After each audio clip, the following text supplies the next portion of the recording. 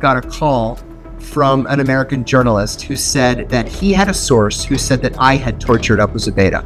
President Bush said that if there was torture, it was the result of a rogue CIA officer, and then nobody said anything. I kept waiting for it to go public. Number one, the CIA was torturing its prisoners. Number two, that torture was official U.S. government policy. It was not the result of a rogue. And number three, that the policy had been approved by the president himself. The day after I blew the whistle on the torture program, a former deputy director of the CIA sent me an email. And he said, "You've chosen a difficult road, but I'm glad somebody did it." I believed that torture was a criminal act, and so revealing it was an act of patriotism, not an act of criminality. As far as the CIA goes, I'm on record as saying I don't believe there should be a CIA. I think it's a force for evil.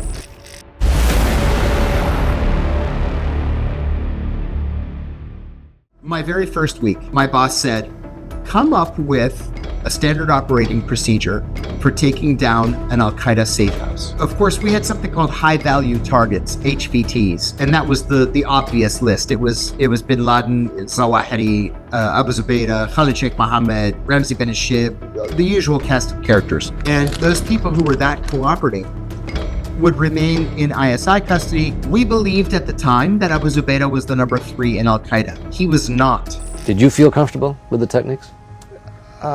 Frankly, no, and I elected to forgo the training. I was asked if I wanted to be trained in the enhanced techniques, and I sought the counsel of a senior agency officer, who's still an agency officer, and I said, what would you do in my situation?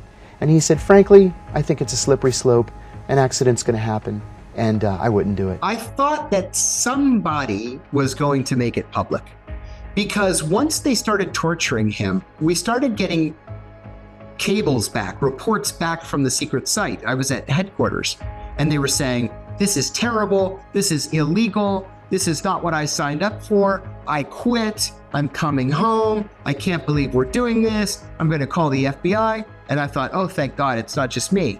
Other people at the CIA realized this is a criminal act, and then nobody said anything. I kept waiting for it to go public.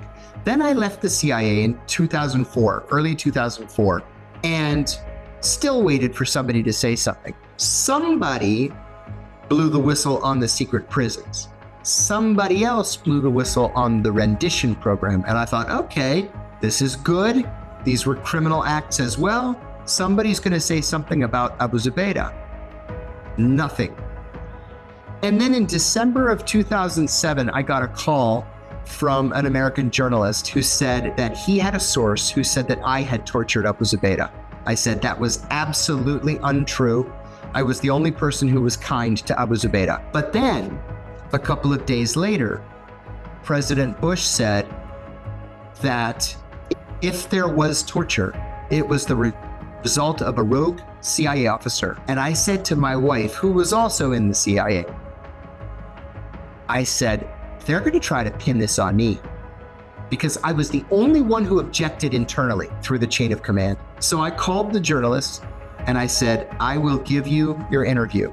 And I decided that no matter what he asked me, I was going to tell the truth. And so I said 3 things. Number 1, the CIA was torturing its prisoners. Number 2, that torture was official U.S. government policy. It was not the result of a rogue. And number 3, that the policy had been approved by the president himself. And then everything spun out of control after that.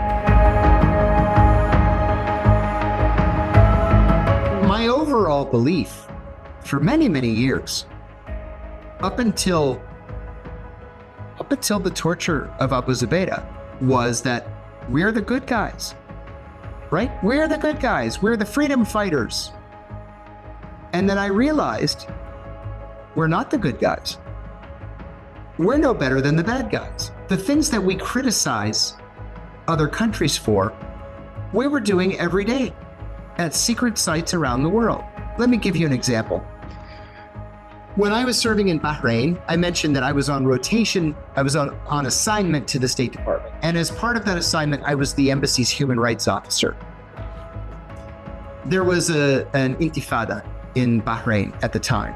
And a lot of people were shot and killed by the police, or were arrested and then never charged with a crime, just held incommunicado in prison. And I would go to the Minister of Interior and say, Your Highness, you can't just shoot a 15-year-old boy because he marched at a pro-democracy demonstration. I have to report that to Congress, right? And it might affect arms sales. You can't just kill people just because you don't like their politics. But then what happens when a human rights officer makes a complaint like that, and then later in the day, a CIA station chief goes in to see the same minister and says, don't listen to the human rights guy.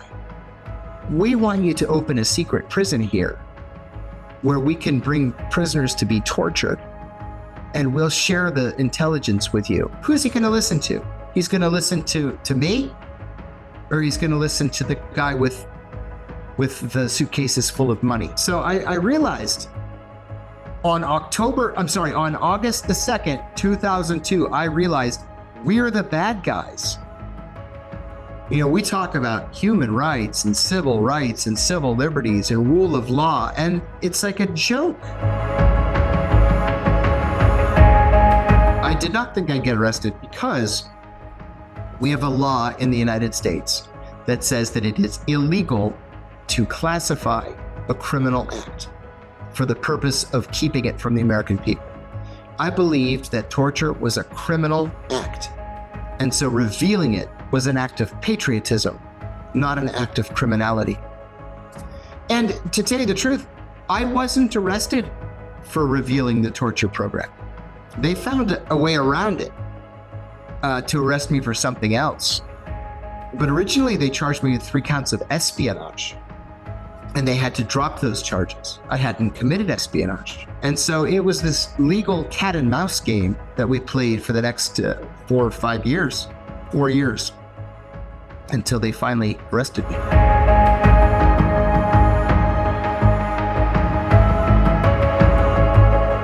You know, a lot of whistleblowers commit suicide because the pressure is so great. I was facing 45 years in prison with the original charges. 45 years in prison. One of the prosecutors told me that I was going to die in prison and that I would never meet my grandchildren. But then at the same time, my wife, now my ex-wife, she said, you have to embrace this. You didn't do anything wrong. And so you have to keep talking about it, because your side of the story needs to become the side of record. And so she was right. And I began talking about it to every media outlet in the world that asked for an interview. I never said no. And she was right in that they eventually moved on to their next target, which was Edward Snowden, and then Julian Assange. And so my side of the story has become the side of record. Another thing too, and this is something that I didn't appreciate at the time, because I felt like the entire weight of the American government had fallen on my head. But my most senior detractors, the CIA officials who wanted me dead or wanted me to die in prison, eventually they died. And they're just not around anymore.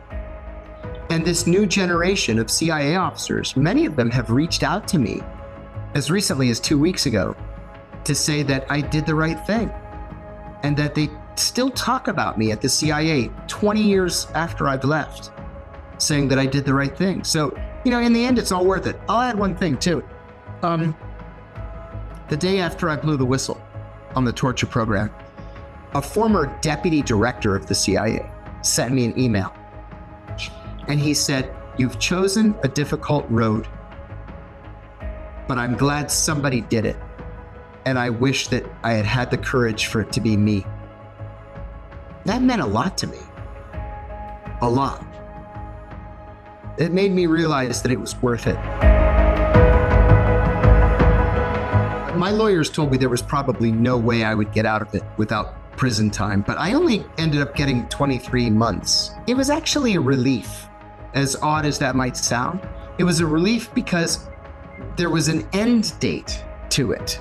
I knew that this nightmare was going to be over in 23 months. I met a community in the prison that took care of me and protected me. And I made a lifelong friend in prison. And, this could have been such a far worse experience. The Justice Department thought that they would break me. They thought that they would ruin me. And all they did was they energized me. And they gave me a cause for the rest of my life. How the CIA taught me to survive and thrive in prison. And I start off, it's kind of like semi-humorous, but I start off with 20 lessons that I learned at the CIA and how I implemented those 20 lessons in daily prison life. Never underestimate your mental toughness was one. That people can take a lot more stress and abuse than they realize they can take. Another one was kind of a joke at the CIA. It was admit nothing, deny everything, make counter accusations. And in my dealings with the guards, I used that all the time. It was very frustrating for them, but I never told them anything. Another was get others to do your dirty work. That way you're always clean. That was a valuable lesson in prison. And like I said, there are 20 of those. Some of them are tongue-in-cheek. Some of them are very serious.